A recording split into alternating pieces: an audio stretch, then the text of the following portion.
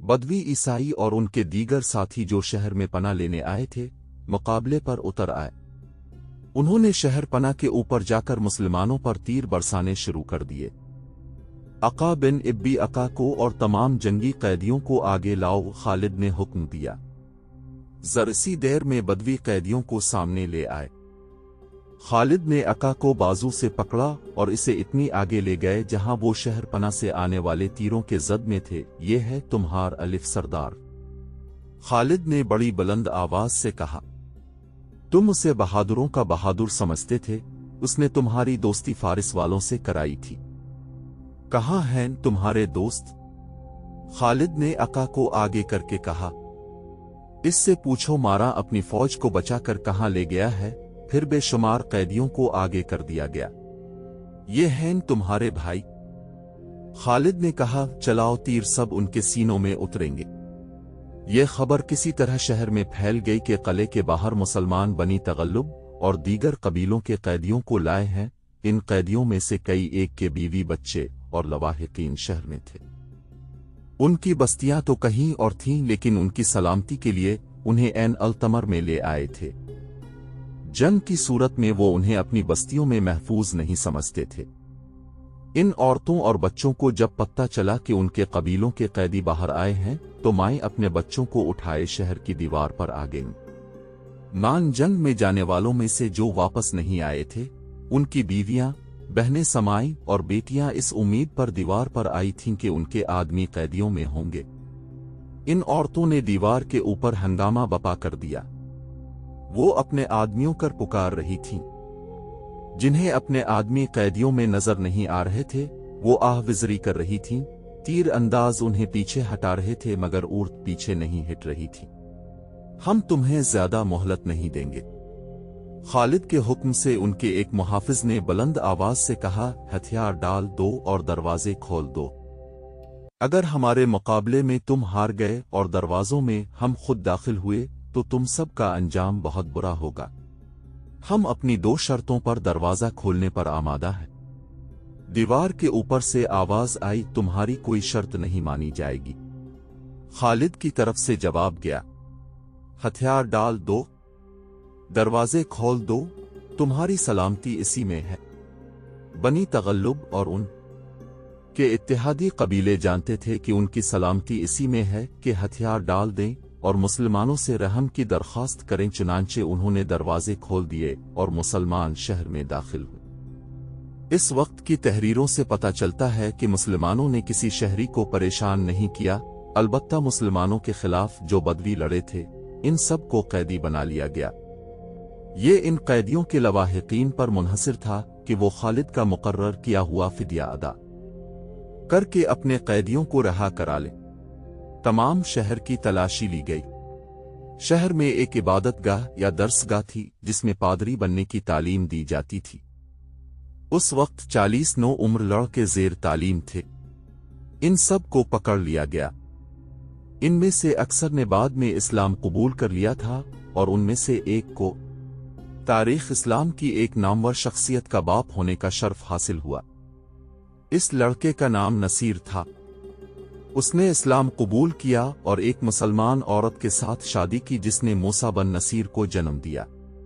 ये मूसा बिन नसीर शुमाली अफ्रीका के अमीर मुकर्रर हुए। उन्होंने ही तारिक बिन जियाद को उंडलस फतह करने को भेजा था। 2-3 मुतासिब मौरखों ने लिखा है कि खालिद ने बनी तगल्लुब, नमर और अयाद के उन तमाम आदमियों को कत्ल कर दिया जो उनके खिलाफ लड़े थे। ये एक मफरूजा है जो खालिद को बदनाम करने के लिए घड़ा गया था। मौरखों की अक्सरियत ने ऐसे कत्ल आम का हल्का सा भी इशारा नहीं दिया। मोहम्मद हुसैन हैकल ने मुताद्दिद तारीखों के हवाले से लिखा है कि अका बिन इब्बी अका को खुले मैदान में लाकर खालिद ने अपना अहद पूरा करते हुए इसका सर तन से काट डाला। खालिद ने ऐलान किया था कि बदवी गैर मशरूत तौर पर हथियार डाल दें तो वो बड़े बुरे अंजाम से महफूज रहेंगे। दुश्मन ने मुसलमानों की शराइत पर हथियार डाले थे। उनके कत्ल आम का सवाल ही पैदा नहीं होता था। एन अल्तमर की फतह के बाद खालिद ने सबसे पहला काम यह किया कि अंबार और एन अल्तमर का माल गनीमत इकट्ठा करके मुजाहिदीन में तकसीम किया और खिलाफत का हिस्सा अलग करके वलीद बिन अक़बा के सुपुर्द किया कि वो मदीना अमीर अल-मोमिनीन को पेश करे। उन्होंने अमीर अल-मोमिनीन के लिए एक पैगाम भी भेजा। वलीद बिन अक़बा ने मदीना पहुंचकर अमीर अल-मोमिनीन को अंबार और ऐन अल-तमर की लड़ाई और फतह की तफसील सुनाई, माल गनीमत पेश किया, फिर खालिद का पैगाम दिया। पहले सुनाया जा चुका है कि खलीफा अल-मुस्लिमीन ने खालिद के लिए हुक्म भेजा था कि वो आज़ बिन गनम के इंतजार में हिरा में राके रही। इस वक्त आज़ दोमत्ता अल-जंदल में लड़ रहे थे, लेकिन लड़ाई की सूरत हाल आज़ के लिए अच्छी ना थी। खालिद ने खिलाफत के इल्म को नजरअंदाज कर दिया और हिरा से कोच करके अंबार को मुहासरे में ले लिया, फतह पाई, फिर ऐन अल-तमर का मरका लड़ा और कामयाबी हासिल की। खालिद ने अपने पैगाम में कहा था कि वो हिरा में बैठे रहते तो फारिस वालों को अपनी शिकस्तों से संभलने का और जवाबी हमले की तैयारी का मौका मिल जाता। खालिद की कोशिश ये थी कि दुश्मन को कहीं भी कदम जमाने का और जवाबी वार करने का मौका ना मिल सके। उन्होंने आतिश प्रस्तों की फौज को नफसियाती लिहाज से कमजोर कर दिया।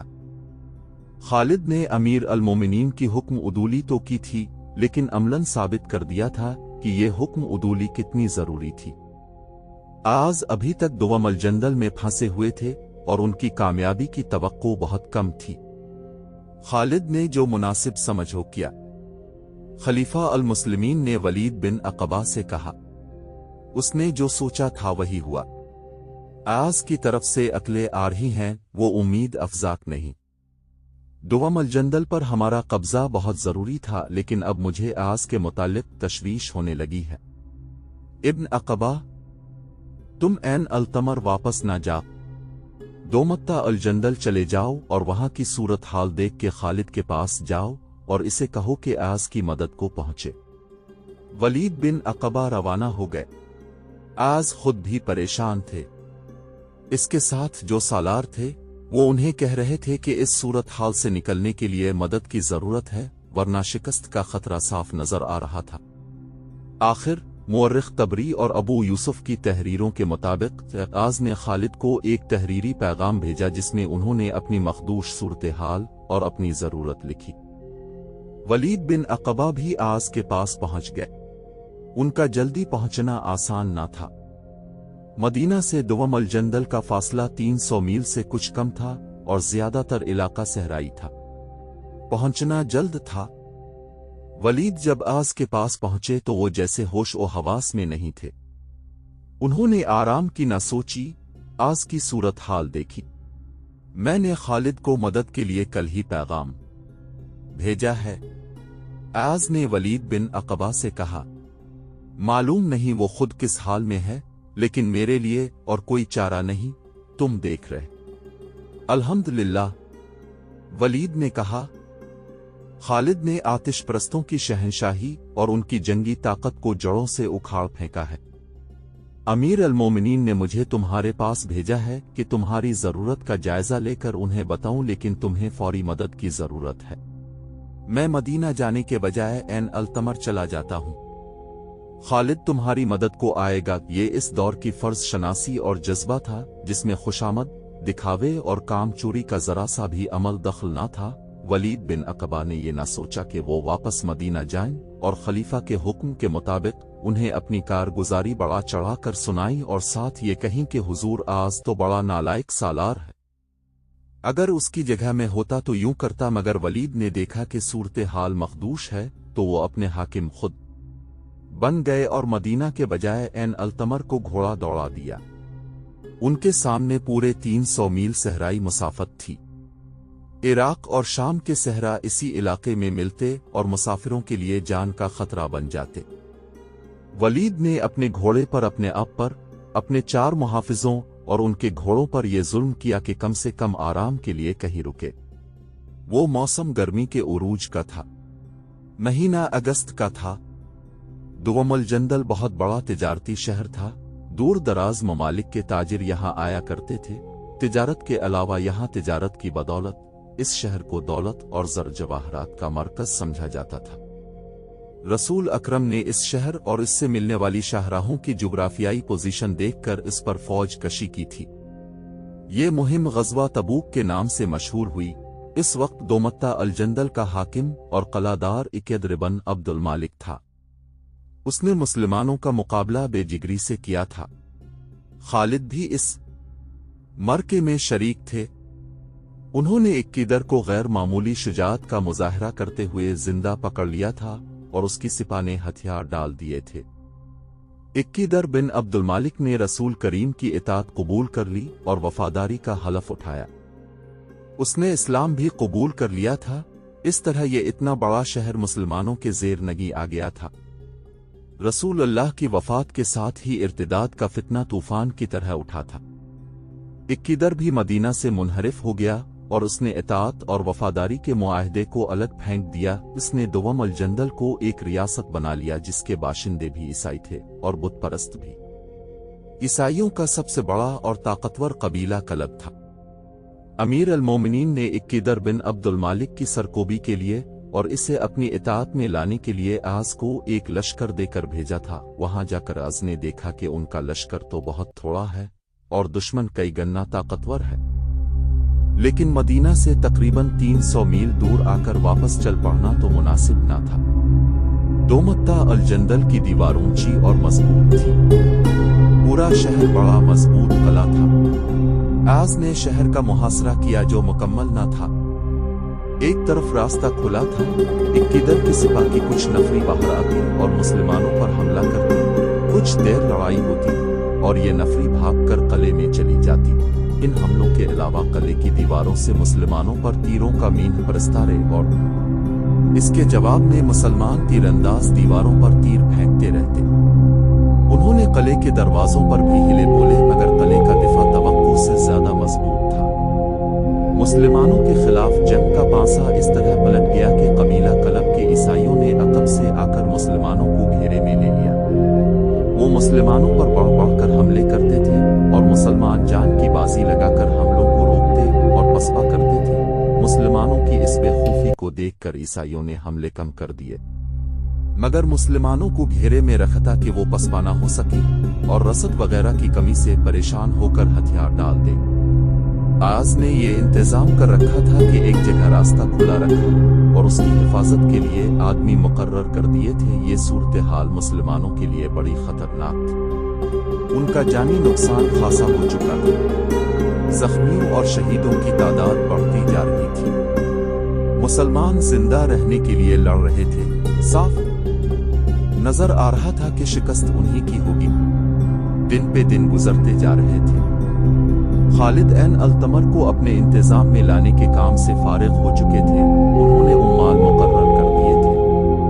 2-4 दिनों में ही वहां के शहरियों को यकीन हो गया था कि मुसलमान ना उन्हें जबरदस्ती मुसलमान बना रहे हैं, ना उनके हुकूक पामाल कर रहे हैं, ना उनकी औरतों पर बुरी नजर रखते और उनके घर और अम्वाल भी महफूज हैं। इसलिए वो इस्लामी हुकूमत के वफादार बन गए।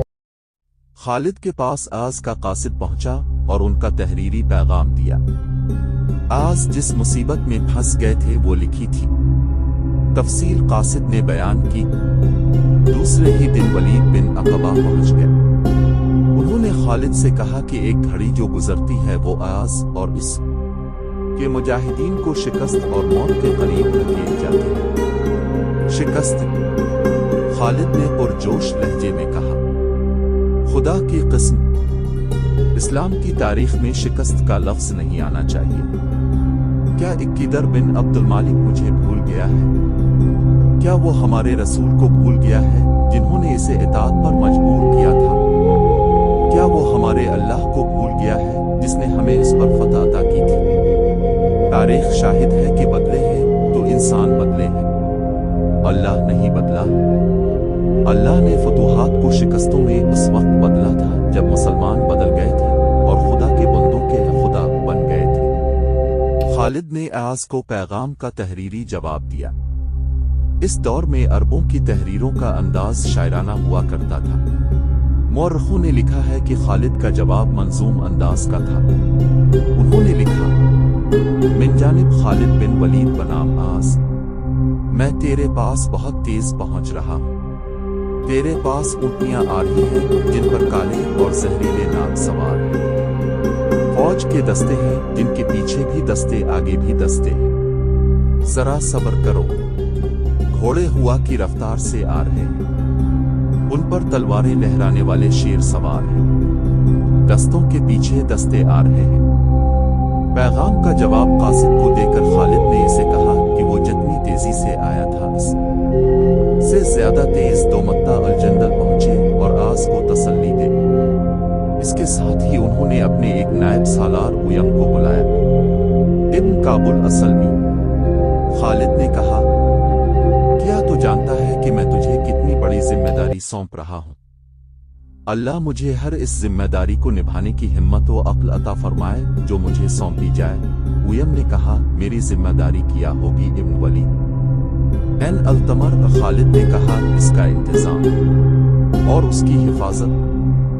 अंदर से बगावत उठ सकती है, बाहर से हमला हो सकता है। मैं तुझे अपना नायब बनाकर दुआ अल-जन्नत जा रहा हूं। आज मुश्किल में है, अल्लाह तुझे सलामती अता करे। उयम ने कहा, एन अल-तमर को अल्लाह की अमान में समझ। मुश्किल में है, अल्लाह तुझे सलामती अता करे। उयम ने कहा, एन अल-तमर को अल्लाह की अमान में समझ। खालिद के साथ इब्तिदा में जो सिफा थी वो जानी नुकसान के अलावा इस वजह से भी कम हो गई कि हर मफतूहा जगह एक दो दस्ते छोड़ दिए गए थे। एन अल-तमर तक पहुंचते नफरी और कम हो गई थी। इस इलाके के मुसलमान बाशिंदों से नफरी बढ़ाने की कोशिश की गई थी, लेकिन उनकी तादाद ज्यादा नहीं थी। कुछ नो मुस्लिम भी सिपा में शामिल हो गए थे, लेकिन अभी उन पर पूरी तरह एतमाद नहीं किया जा सकता था। खालिद ने कुछ दस्ते एन अल-तमर में छोड़े, 6000 सवार अपने साथ लिए और दोमत्ता अल-जंदल को रवाना हो गए। फासला 300 मील था। खालिद ने 300 मील की ये सहराई मुसाफत सिर्फ 10 दिनों में कर ली। वो भी रास्ते में थे कि जब इक्कीदर के आदमियों ने इस लश्कर को देख लिया। वो मुसाफिर होंगे। उन्होंने खालिद के पहुंचने से पहले दुवम अल-जंदल में इत्तला दे दी कि मुसलमानों का एक लश्कर आ रहा है। बाज मुअर्रिखों ने यह भी लिखा है कि दुवम अल-जंदल वालों को यह भी पता चल गया था कि इस इस्लामी लश्कर के सालबर आला खालिद है। उस वक्त तक ईसाइयों के 3 बड़े कबीले बनु कलब, बनु हराक और बनु गसान जंग में शरीक थे। इक्कीदर बिन अब्दुल मालिक को इत्तला मिली तो उसने बड़ी उजलत से ईसाइयों और बुत परस्तों के छोटे छोटे कबीलों को भी जंग में शरीक होने के लिए बुलावा भेज दिया। खालिद के पहुंचने तक उन छोटे कबीलों ने अपने आदमी भेजने शुरू कर दिए थे। खालिद तूफान की मानिंद पहुंचे।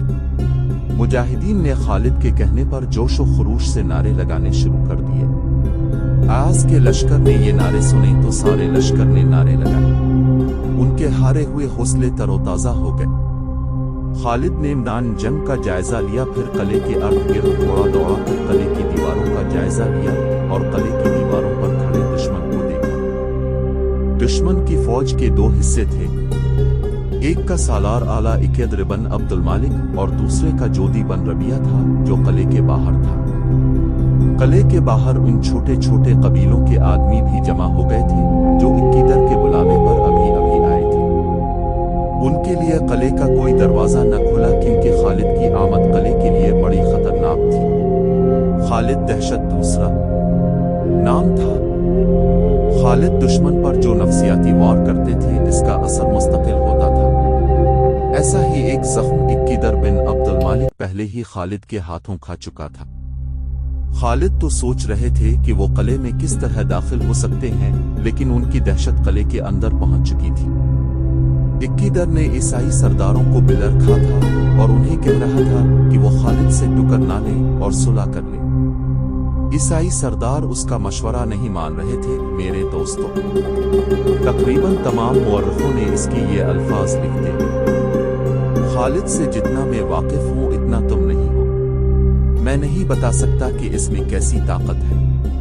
मैं इतना जानता हूं कि किस्मत हर मैदान में इसके साथ होती है। दान जंग का और कलों की तस्खीर का जो कमाल इसमें है वो किसी और में नहीं। तुम सोच रहे होगे और वो तुम्हारे सर पर खड़ा होगा।